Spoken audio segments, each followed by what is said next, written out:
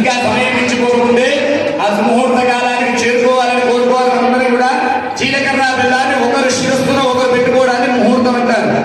బ్రాహ్మణుతో రాయించుకుంటారు కదా రంగపత్రికల్లో, ఆ ముహూర్తానికి పెళ్లిళ్ళు చేసుకోండి, మీరందరూ బాగుంటారు.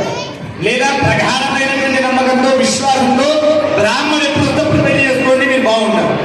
కానీ ఫోటోగ్రాఫర్ రాలేదనో, పెళ్లి కొడుకు మేనత్త రాలేదనో, పెళ్లి కూతురు చిన్నాయన రాలేదనో ముహూర్తాన్ని ఆపి ఆలస్యంగా చేసుకున్నారా?